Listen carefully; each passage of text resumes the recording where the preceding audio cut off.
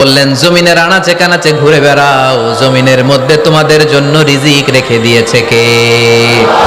এই জমিনের সব জায়গায় রিজিক আছে। আপনি জমিনের পাহাড়ে যাবেন, পাহাড়েও রিজিক আছে। জানেন পাহাড়ে কি চাষ হয়? হ্যাঁ, জুম চাষ হয়। বাংলাদেশের পাহাড়ে জুম চাষ হয়, আর মালয়েশিয়ার পাহাড়গুলোতে সব চাষ হয়। মালয়েশিয়া একটা জায়গা আছে ক্যামেরুন হাইল্যান্ড, ভাই গেছিলেন নাকি? ৬,০০০ ফিট উপরে, ঠান্ডা, প্রচন্ড ঠান্ডা। আমি প্রায় যাই, ওখানকার চা বাগানের স্নিগ্ধ হাওয়া আমাকে টানে খুব, বাতাসটা খুবই ক্লিন, ভাল লাগে। ওই ক্যামেরুন হাইল্যান্ডে ৬,০০০ ফিট উপরে ওরা করেছে ফুলের বাগান, ফলের বাগান, চায়ের বাগান, স্ট্রবেরির বাগান, মধুর চাষ করে। আর এই ৬,০০০ ফিট উপরে এই ভেজিটেবলস আইটেমগুলো দিয়ে তারা পুরো মালয়েশিয়ার খাদ্যদ্রব্যের যত সংকট, সব সংকট তারা দূরীভূত করেছে। সুবহানাল্লাহ পড়েন। তো ওনারা পাহাড়ের উপর চাষ করে, আর আমরা সমতল জায়গায় চাষ করতে চাই না। চাষাবাদ করতে আমাদের লজ্জা লাগে। কি লাগে? যুবক ভাইয়েরা, কাজে কোনো লজ্জা নেই। কাজে কি নেই? পরিশ্রমে লজ্জা নেই। লজ্জা হচ্ছে অলসতায়, লজ্জা হচ্ছে অকর্মণ্যতায়। আমরা কাজ করে খেতে চাই, পরিশ্রম করে খেতে চাই। রাজি আছো সবাই? এখন অনেকে রুফ গার্ডেনিং করে। রুফ গার্ডেনিং মানে ছাদের, বাসার ছাদের উপরে কি সুন্দর পেঁপে গাছ, আম গাছ। আমি নিজে দেখেছি, নিজেরা খায়, আশেপাশের প্রতিবেশীদের সবাইকে দেয়, বাজারে বিক্রিও করে। নিউ আইডিয়া, রুফ গার্ডেনিং করো। তারপর একসাথে হাঁসের চাষ হয়, পানিতে হাঁসগুলো ভেসে বেড়ায়, আর নিচে মাছের চাষ হয়। এরকম অনেক যুবক আছে যারা এগুলো করে করে স্বাবলম্বী হয়েছে। আমরা এগুলো করতে চাই না, আমাদের লজ্জা লাগে। আমাদের হোটেলের মেসিয়ারি করতে লজ্জা লাগে, ছোট্ট ফুচকার দোকান দিতে আমাদের লজ্জা লাগে, কিন্তু বিশ্বনবীর ছাগল চড়াতে কোনো লজ্জা লাগতো না। কাজে কোনো লজ্জা আছে? লজ্জা কিসে তাইলে? অলসতায়। আওয়াজ করে বলো, লজ্জা কিসে? অলসতা করা যাবে না। অলসতাকে আজকের প্রোগ্রাম থেকে আমরা না বলে দিব। আমরা অলসতাকে বলে দিব নো। অলসতাকে আমরা কি বলবো? নো। আমরা অলস হতে চাই না, আমরা খেটে খেতে চাই, ঘাম ঝরাতে চাই। পরিশ্রমের ঘামের লোনা পানিতে জন্ম নেয় সফলতার বীজ। আমরা সফল হতে চাই, ঠিক কিনা? এজন্য অলসতা করা যাবে না, কাজ করতে হবে। আল্লাহ রাসূল সাল্লাল্লাহু আলাইহি ওয়াসাল্লাম এবং সাহাবারা আমাদেরকে কাজের প্রতি উৎসাহিত করেছেন।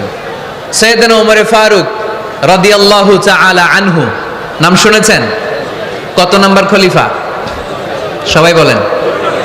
1 নাম্বার খলিফার নাম কি? 2 নাম্বার খলিফার নাম? 3 নাম্বার? 4 নাম্বার? রিদওয়ানুল্লাহি তাআলা আলাইহিম আজমাইন। ওমর ফারুক সাধারণ কোন সাহাবী ছিলেন না, তিনি এমন সাহাবী ছিলেন, বিশ্বনবী সাল্লাল্লাহু আলাইহি ওয়াসাল্লাম বলেছেন আমার পরে কোনো নবীও নাই, রাসূলও নাই, তবে আমার পরে যদি কেউ নবী হতো আমার ওমর নবী হয়ে যেত। বিশ্বনবী বলছেন লা নবিয়্যা বা'দি ওয়ালা রাসূলা, আমার পরে কোনো নবী নাই, রাসূল নাই। লাউ কানা বা'দি নাবিয়্যুন লাকানা উমর, তবে আমার পরে যদি নবী হওয়ার কোয়ালিটি আমার কোন সাহাবীর মধ্যে থেকে থাকে, আমার ওমরের মধ্যে সেই কোয়ালিটি আছে।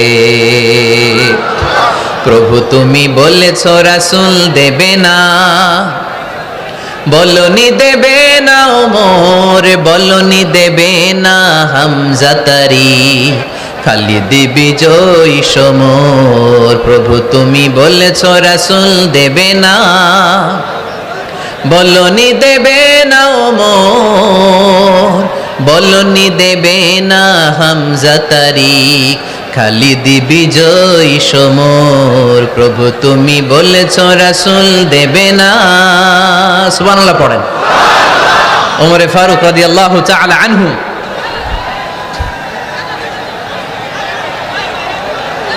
ভাইজান, দোয়া করে দিই, কষ্ট হচ্ছে অনেক।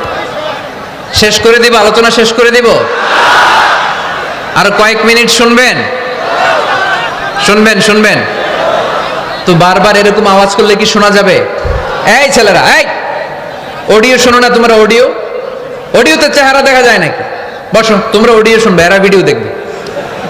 বসো, আওয়াজ নাই। আমি শুরুতেই বলেছি কানগুলো খরগোশের মতো খাড়া করে শোনো। অডিও রেকর্ডের মধ্যে কি চেহারা দেখা যায়? এখানে যারা দেখতে পান ওই দিকে তাকা, ওই যে ওই যে ওখানে প্রজেক্টর আছে, আওয়াজ করা যাবে না। আলোচনার মাঝখানে বক্তাকে এত ডিস্টার্ব করলে বক্তা তার আলোচনার ফ্লো হারিয়ে ফেলে। সে কি বলছিল এটা সে ভুলে যায়। সে মাথার মধ্যে কি কি পয়েন্টস, কি কি মেসেজগুলো শেয়ার করার জন্য সে আগাচ্ছিল এটা সে ভুলে যায়। এজন্য আর কয়েক মিনিট কথা বলবো, আর কষ্ট দিব না আপনাদেরকে, একটু চুপ থাকবেন। দ্বিতীয় খলিফার নাম কি ছিল? সবাই বলেন কি নাম? সাইয়েদনা ওমর ফারুক রাদিয়াল্লাহু তাআলা আনহু। ওনারে মুনাফিকরা খুব ভয় পেত। কারা? মুনাফিক চিনেন তো? ভিতরে এক বাইরে আরেক, তার নাম? সবাই বলেন ভিতরে এক বাইরে আরেক, তার নাম মুনাফিক। ইউযহিরু খিলাফা মা ইউবতিন, আরবিতে কি বলে? ইউযহিরু খিলাফা মা ইউবতিন, প্রকাশ করে একটা ভিতরে আরেকটা। ভিতরে এক বাইরে আরেক, তার নাম? সবাই বলেন ভিতরে এক বাইরে আরেক, তার নাম? আমরা কি মুনাফিক হতে চাই? এরা যখন যে সুবিধাজনক অবস্থানে থাকে তখন তার সাথে থাকে। ডান দিকে যে বলে আপনি ভালো, আমি আপনার দলের লোক। বায়ে যে বলে আরে না এটা খারাপ, আপনি ভালো, আমি আপনার দলের লোক। এরকম আছে না নাই? যখন যে ক্ষমতায় তখন তারে তেল মারে। যেদিকে বৃষ্টি আর তুফান ওইদিকে ছাতা ধরে। আছে না নাই? বাংলাদেশে একটা গান চলছিল কিছুদিন, শুনতাম, মধু হই হই বিষ হাবাইলা। সূরাতুল মুনাফিকুনের তাফসীর বোঝানোর জন্য এটা আমার জন্য খুব সহজ ছিল। মধু হই হই বিষ হাবাইলা। বলে মধু, বলে কি? বাটির মধ্যে নিয়ে আসছে, বলে এটা মধু, বলে কি? আসলে এটা কি? জোরে বলেন। আমরা কি মুনাফিক হতে চাই? না। আমরা কি হতে চাই? মুনাফিকরা হচ্ছে এদিকেও যায় না আবার ওদিকেও যায় না। মুযাবযাবিন, they all the time long in dilemma, they don't know where to go, they don't know where to proceed। কোন দিকে যাবে জানে না, ডানেও না বায়েও না। নেহি এদার নেহি ওদার, দারমিয়ান মে সাদার বাদার। এরকম আছে না? না, উপর দিয়া ফিটফাট, ভিতর দিয়া সদরঘাট। সদরঘাট এখনো ফিটফাট হয় নাই। তো এই মুনাফিকের অবস্থা হচ্ছে উপরে ফিটফাট, ভিতরে সদরঘাট। আমরা কি মুনাফিক হতে চাই? কি হতে চাই? মুমিন হতে চাই। এই মুনাফিকের দলগুলো মদিনাতুল মুনাওয়ারাতে ওমরে ফারুককে খুব ভয় পেত। ওমরে ফারুককে দেখলে তারা থারথার করে কাঁপতো। শুধু মুনাফিকরাই নয়, খোদ ইবলিস শয়তানও সাইয়েদনা ওমরে ফারুককে দেখলে ভয় পেত। আমরা আমাদের ছেলে মেয়েদেরকে যদি খাবার না খায় আমরা কি বলি? আম্মু খাবার খাও। কি আসবে? ভূত আসবে, বিড়াল আসবে, বাঘ আসবে। এগুলো গাজীপুরে বলে না বোধহয়। আপনাদের ছোট্ট মেয়েটা যদি রাত্রে খেতে না চায় আপনারা লোকমা তুলে কি বলেন? এই তাড়াতাড়ি খাও, কি আসবে? ভূত। ভূত আসবে। তো মদিনার সমাজে মদিনার ছোট্ট কচিকাচা সোনারমণিরাও রাতে খেতে চাইতো না। মদিনাতুল মুনাওয়ারার মায়েরা রাত্রিবেলা খাবার নিয়ে বাচ্চাদেরকে বলতো, মা তাড়াতাড়ি খাও, হা হুয়া ইয়াতি উমর, ওই যে উমর আসতেছে। উমর ইসলামের দ্বিতীয় খলিফা। আশাদ্দুহুম ফি আমরিল্লাহি উমর, আল্লাহর জমিনে আল্লাহর দ্বীন বাস্তবায়নের জন্য সবচেয়ে শক্তিশালী ছিল ওমর। চিল্লায় পড়েন সুবহানাল্লাহ। এই ওমরে ফারুক রাদিয়াল্লাহু তাআলা আনহু যে রাস্তা দিয়ে হাঁটতো, শয়তান ওই রাস্তা রেখে দিয়ে অন্য রাস্তা দিয়ে হাঁটতো। মা সালাকা শাইতানু ফাজ্জান সালিকান ইল্লা সালাকা ফাজ্জান গায়রা ফাজ্জিক। বিশ্বনবী বলছেন, ওমর, শয়তান তোমারে দেখে এত ভয় পায়, তুমি যে রাস্তা দিয়ে হাঁটো শয়তান তোমারে দেখলে ওই রাস্তা রেখে দিয়ে অন্য রাস্তা দিয়ে হাঁটে। চিল্লায় পড়েন সুবহানাল্লাহ। এদিকে কি হয়েছে? লোড বেশি হয়ে গেছে। এই এলাকায় কি এটাই সবচেয়ে বড় মাঠ? এর চেয়ে বড় মাঠ আর নাই। কি হয়েছে ওইখানে? কি হয়েছে? ধাক্কা আসছে, ধাক্কা। বসেন না, একটু বসেন না।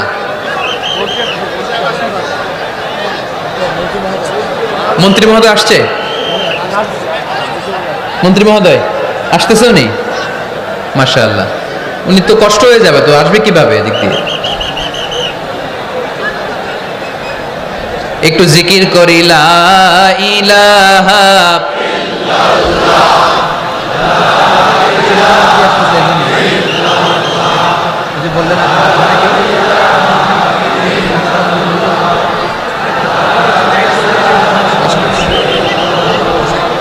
লা ইলাহা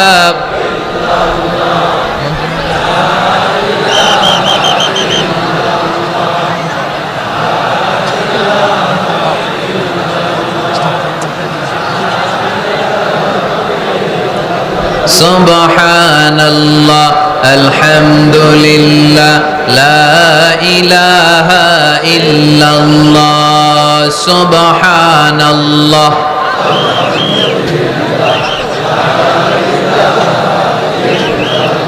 আল্লাহ নামের জিকির করবে যারা আল্লাহর কাছে প্রিয় তারা আল্লাহর কাছে প্রিয় যারা জান্নাতে প্রবেশ করবে তারা জোরে লা ইলাহা ইল্লাল্লাহ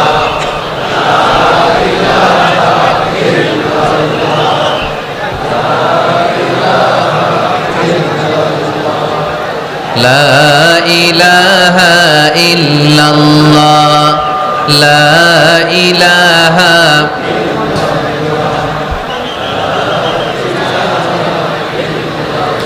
লা ইলাহা ইল্লাল্লাহ মুহাম্মাদুর রাসূলুল্লাহ সাল্লাল্লাহু আলাইহি ওয়াসাল্লাম। সাইয়েদনা ওমর ফারুক মসজিদে নববীর ইমাম, মসজিদে নববীর কি ইমাম। আপনারা শুনতেছেন?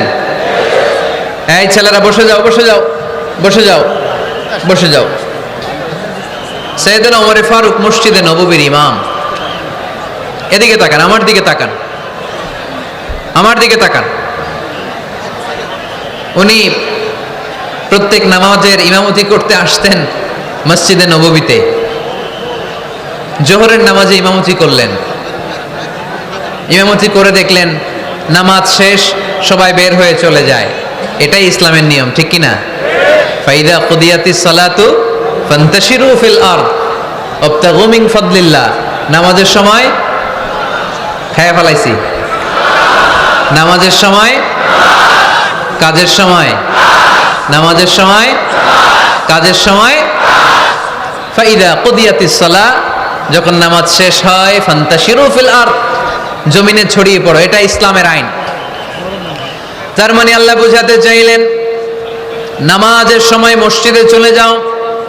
নামাজ যখন শেষ হয়ে যাবে, শিক্ষক চলে যাবে স্কুলে, কৃষক চলে যাবে ফসল খেতে, মেম্বার অফ দ্য পার্লামেন্ট চলে যাবে সংসদ ভবনে, ব্যবসায়ীরা চলে যাবে শপিং মলে, ঠিক কিনা? কাজে চলে যাও। ওমর ফারুক নামাজের ইমামতি করিয়ে নামাজ শেষ করলেন, সবাই চলে গেল। ইয়ামান দেশ থেকে আসা কিছু লোক গোল হয়ে বসে আছে, জিকির আজকার করে, ইবাদত করে। এরা যায় না। এরা কি করে না? যায় না। আসরের নামাজে সাইয়েদনা ওমর ফারুক রাদিয়াল্লাহু তাআলা আনহু নামাজের ইমামতি করলেন। নামাজ শেষ, সবাই চলে যায়, এরা যায় না। মাগরিবের নামাজের পরেও এরা যায় না। এশার সালাতের পরেও এরা যায় না। এশার পরে উনি ধরলেন, মা বালুকুম মা খাতবুকুম, হোয়াটস রং উইথ ইউ ম্যান? তোমাদের কি সমস্যা? জোহর, আসর, মাগরিব, এশা প্রত্যেক সালাতের পরে সবাই যার যার কাজে চলে যায়, তোমরা যে যাও না, বাড়ি কই? বলি ইয়ামান। তো বসে থাকো কেন? কি করো? কই জিকির করি। কি করি? কি করি? জিকির আজকার করি, তাসবিহ তাহলিল করি, ইবাদত করি। তো তোমরা যে যাও না, তোমাদের খাবার দেয় কে? খাবারের ব্যবস্থা হয় কোত্থেকে? তারা বলল, আমাদের জিকির দেখে, আমাদের বুজুর্গি দেখে আশেপাশের লোকেরা পাতিল ভরে খাবার নিয়ে আসে, ওই খাবার আমরা খাই। নাহনু আল মুতাওয়াক্কিলুনা আলাল্লাহ, আমরা আল্লাহর উপর তাওয়াক্কুল করে এখানে বসে থাকি। ওমরে ফারুক বললেন, সর্বনাশ, তোমরা যদি মুতাওয়াক্কিলুনা আলাল্লাহ হও তাহলে কেমনে হবে? তোমরা তো মুতাওয়াক্কিলুনা আলাল্লাহ নাও, তোমরা হচ্ছে আল মুতাওয়াক্কিলুন বা'দুকুম আলা বা'দ, আল্লাহর উপর তাওয়াক্কুলকারী নয়।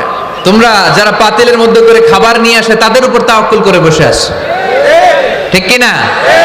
তোমাদের জিকিরও চলে, আবার মাথায় টেনশনও চলে, পাতিল কি ছোট আসবে না বড় আসবে, খাবারে আমার ভাগেরটা থাকবে কি থাকবে না, টেনশন আছে না নাই? কারণ অন্যের উপর নির্ভরশীল। নিজের রান্না করে নাই, নিজে তো বাজার করে নাই, নিজের তো অ্যারেঞ্জমেন্ট বলতে কিছু নাই, আরেকজন যা দিয়ে যাবে ওইটা খাবে। ওমরে ফারুক বুঝালেন, আরে বোকা, এটারে তাওয়াক্কুল বলে না। তোমার সাধ্যে যতটুকু আছে তার সবটুকুন করার পরে তুমি তাওয়াক্কুল করবে একজনের উপর, তিনি কে? এক সাহাবী বললেন, ইয়া রাসূলুল্লাহ, ইয়া হাবিবাল্লাহ সাল্লাল্লাহু আলাইহি ওয়াসাল্লাম, আমি অনেক দূর থেকে সফর করে এসেছি, এই যে আমার উটের রশিটা, এটা ছেড়ে দিয়ে যদি আমি ঘুমিয়ে যাই, আল্লাহর উপর তাওয়াক্কুল করি, আমার উটটা বসে থাকবে নাকি? বিষ্ণু বললেন, না, এটারে তাওয়াক্কুল বলে না। উটের রশি রেখে দিয়ে ঘুমাইলে তোমার উট দৌড় দিবে। এ আকিলহা সুম্মা তাওয়াক্কাল আলাল্লাহ, উটের রশিটা আগে দড়ি দিয়ে ভালো করে গাছের সাথে বাঁধো, তারপরে তাওয়াক্কুল করবে একজনের উপর, তিনি কে? আগে বাঁধতে হবে, তারপরে তাওয়াক্কুল, আগে কাজ করতে হবে, তারপরে তাওয়াক্কুল। এক লোক বড় হুজুরের কাছে দোয়া চাইছে, হুজুর আপনি দোয়া করবেন আল্লাহ যেন আমার একটা ছেলে সন্তান দেয়। কি দেয়? কথা বুঝে নাই বোধহয়। কি দেয়? ছেলে সন্তান দেয়। তো হুজুর অনেক দোয়া করে দিছে, বড় হুজুর, আল্লাহ তারে তুমি ছেলে সন্তান দিও।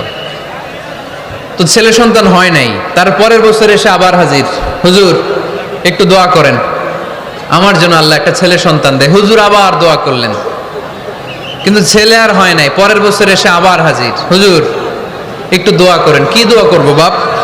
বলে হুজুর দোয়া করেন আল্লাহ যেন আমার একটা ছেলে সন্তান দেয়। হুজুর আবার দোয়া করলেন। এর পরের বছর এসে আবার হাজির, কয় হুজুর ছেলে সন্তান। হুজুরকে ঘটনা কি? ঘটনা কি? এর সন্তান হয় না কেন? বললো বাবা তুমি কি বিয়ে করছো? কয় না। সন্তান হবে কোত্থেকে? আগে তো বিয়ের পর্বটা সার, তারপরে তাওয়াক্কুল করবি কার উপর? বিষ্ণু বললেন, তাগদু খেমাসান তারুহু বেতানান, পাখিগুলোর মতো যদি সকালবেলা তাওয়াক্কুল করে বের হয়ে যাও, প্রতিটা পাখি, আপনাদের গাজীপুর এলাকায় পাখির বাসা আছে নাকি? কি পাখি আছে? বাবুই পাখি? হ্যাঁ, কি পাখি? সব আছে। তো এই পাখিগুলো এই গাজীপুরের বিভিন্ন গাছপালার উপরে যে নিড বানিয়েছে বাসা, দেখবেন সকাল বেলায় এই পাখিগুলো আল্লাহর উপর তাওয়াক্কুল করে বের হয়ে যায়। এই পাখিগুলো জানে কোন জায়গায় ওর রিজিক আছে। এই পাখিগুলোর রিজিকের ব্যবস্থা করলো কে? সারা দিন শেষে পাখিগুলো আবার ওদর পূর্তি করে পাখিগুলোরে নিড়ে ফিরিয়ে দেয় কে? জানে না কোথায় খাবার আছে। আমাদের ফ্রিজ আছে, ফ্রিজ, ডিপ ফ্রিজ, 7 দিনের বাজার করে ডিপ ফ্রিজের মধ্যে খাবার রেখে দেই। পাখিদের ডিপ ফ্রিজ আছে নাকি? আমাদের টাকা বেশি ঘরের মধ্যে হয়ে গেলে ব্যাংকের মধ্যে অ্যাকাউন্টে ফেলে দিয়ে আসি। পাখিদের কোনো ব্যাংক অ্যাকাউন্ট আছে নাকি? আহা, তারুহু তাগদু খিমাসান তারুহু বিতানান, সকালবেলা পাখিগুলো কিচির মিচির আল্লাহর জিকির করে বের হয়ে যায়। বিকেলবেলা প্রতিটা পাখির পেটে খাবার দিয়ে আবার ফিরিয়ে দেয় কে? এটার নাম তাওয়াক্কুল। ওমরে ফারুক বললেন, তোমরা যা করছো এটা তাওয়াক্কুল নয়। নামাজের পরে বের হয়ে যাবা, আল্লাহর জমিন যে আবাদ করবা, কৃষি কাজ করবা, ব্যবসা করবা, বাণিজ্য করবা, চাকরি করবা, আবার নামাজের সময় ঘরে আসবা। এর মাধ্যমে তোমার ঘরে যে হালাল রিজিকের ব্যবস্থা আল্লাহ করে দিবে, এটার নাম হলো তাওয়াক্কুল। পড়েন সুবহানাল্লাহ। গোটা জমিনটা আমাদের, গোটা জমিন আমাদের জন্য আল্লাহ দিয়েছেন। যেখানে যাবেন রিজিকের ব্যবস্থা আছে না নাই? আপনাদেরকে শোনাইছি না যে বাংলাদেশের পাহাড়ে কি চাষ হয়? ওখানে জুম রেখেছে আল্লাহ। মালয়েশিয়ার ক্যামেরুন হাইল্যান্ডে আল্লাহ ফলের বাগান, ফুলের বাগান রেখেছে। আবার আপনি সাগরের মধ্যে নামলে রিজিক আছে না নাই? কি আছে? মাছ। সুবহানাল্লাহ কইবেন না? ওয়ালাকাদ কাররামনা বানি আদম ফাহামালনাহুম ফিল বাররি ওয়াল বাহরি ওয়া রাযাকনাহুম মিনাত তাইয়্যিবাত। রব্বুল আলামিন বলেন, আমি পুরো বনি আদমকে সম্মানিত করেছি। জলে স্থলে সব জায়গায় মানব জাতিকে বিচরণের সুযোগ করে দিয়েছি। আর মানুষের জন্য আমি আল্লাহ হালাল রিজিকের ব্যবস্থা করেছি। সুবহানাল্লাহ পড়েন। হালাল রিজিকের ব্যবস্থা আল্লাহ করেছেন। এজন্য everyone should be energetic, everyone should be active. আমাদেরকে অ্যাক্টিভ হতে হবে, এনার্জেটিক হতে হবে। শ্রম করে করে, কষ্ট করে করে আমাদেরকে আগাতে হবে। স্রষ্টা আমাদেরকে একটা যুদ্ধে ঠেলে দিয়েছেন, সংগ্রাম করে করে আমাদেরকে বেঁচে থাকতে হয়, ঠিক কিনা? এই জমিনে যখন আমরা এসেছি তখনই আমি সংগ্রাম করেছি। বিশ্বাস করেন, একজন স্বামীর এক ফোঁটা বীর্যের মধ্যে যদি 20 কোটি শুক্রাণু না থাকে, কয় কোটি? আরো জোরে। 20 কোটি শুক্রাণু যদি না থাকে, 20 কোটি বা 2 কোটি শুক্রাণু যদি না থাকে, তাহলে ওই শুক্রাণু থেকে কোনো মানব সন্তান মায়ের পেটে জন্ম নেয় না। তাহলে চিন্তা করেন, ওই 20 কোটি শুক্রাণুর মধ্যে আমি একটা শুক্রাণু, ঠিক কিনা? এতগুলো শুক্রাণু ডিম্বাণুকে আঘাত করে অ্যাক্টিভ হতে চেয়েছিল, ওই 2 কোটির মধ্যে বাকি সবগুলোরে হারিয়ে চ্যাম্পিয়ন হয়েছিলাম সেদিন মায়ের গর্ভে আমি। চিল্লায় বলো ঠিক কিনা? সেদিন আমার হাত ছিল না, সেদিন আমার পা ছিল না, আমার চোখ ছিল না, আমার রেসপিরেটরি সিস্টেম ছিল না, আমার ব্রেন সচল ছিল না, আমার মামা ছিল না, আমার দাদা ছিল না, আমার গায়ে শক্তি ছিল না। ওই কঠিন পরীক্ষায় যদি 2 কোটি কম্পিটিটরকে আমি হারিয়ে বিজয় লাভ করতে পারি, এই জমিনের বুকেও আমার কেউ হারাতে পারবে না। চিল্লায় বলো ঠিক কিনা? আমরা এসেছি বিশ্বকে জয় করার জন্য, জয় করার জন্য। আবার যখন মায়ের পেট থেকে বের হই, তখন আমাকে সংগ্রাম করে বেরোতে হয়। এইখানে তোমরা আমার ছোট্ট সোনামণিরা সিজারে হইছো কারা কারা? দেখি সিজারে, যে হুজুর আমি সিজারে পৃথিবীতে এসেছি। হাত তোলো। কয়েকজন হাত তুলছে, মাশাআল্লাহ। ঠিক আছে, অসুবিধা নেই, হাত নামাও। এটা একটা প্রাকৃতিক নিয়ম। মায়ের পেট থেকে পৃথিবীতে আমরা এইভাবে আসি। কেউ প্রাকৃতিক পদ্ধতিতে আসি, কেউ সিজারে আসি। যারা সিজারে আসছে তারা এই কষ্টটা সহ্য করে নাই, তাদের অন্য ধরনের স্ট্রাগল পৃথিবীতে আসার পরে। কিন্তু আমরা যারা নরমাল প্রসেসে এসেছি, সেই সময়টার কথা খেয়াল করেন। আমাদের দেহের সাইজ অনেক বড়, আমাদের ওজন অনেক বেশি, কিন্তু আমাদের মায়ের যেই অঙ্গটা দিয়ে আমরা পৃথিবীতে এসেছি, ওই জায়গাটা বড় সরু। খুব ছোট্ট একটা জায়গা দিয়ে এই বিশাল দেহ নিয়ে আমাকে সংগ্রাম করে আসতে হয়েছে, ঠিক কিনা? এবং এটা ল্যাবরেটরিক্যালি প্রুভড, সায়েন্টিফিক্যালি অ্যাটাস্টেড, যে এটা একজন বাচ্চার জন্য, নবজাতক নিউ বর্ন বেবির জন্য খুবই স্বাস্থ্যকর, খুবই হেলদি। কারণ এই ছোট্ট জায়গাটা দিয়ে, মায়ের ওই ছোট্ট অঙ্গ দিয়ে আমরা যে পৃথিবীতে আসি, আমাদেরকে একটা চাপ সহ্য করতে হয়। ওই চাপের কারণে আমার নাকের ভেতরে, কানের ভেতরে যে ধরনের দূষিত গ্লিসারিন আছে, পদার্থ আছে, এগুলো সব বের হয়ে যায়। আর এই প্রচন্ড চাপটা আমাদের দেহটাকে কর্ম সহিষ্ণু হয়ে গড়ে তুলতে সাহায্য করে। কোন সুবহানাল্লাহ। নিয়ে আসেন এখানে, নিয়ে আসেন শেষের দিকে। এফিডেভিট নাই, পরে হবে। তাহলে আপনারা দায়িত্ব নিয়ে এফিডেভিট করবেন, শুধু শাহাদা পড়বে আমার হাতে। ঠিক আছে, ফাইন। সেই দিন আমরা স্ট্রাগল করে পৃথিবীর বুকে এসেছিলাম।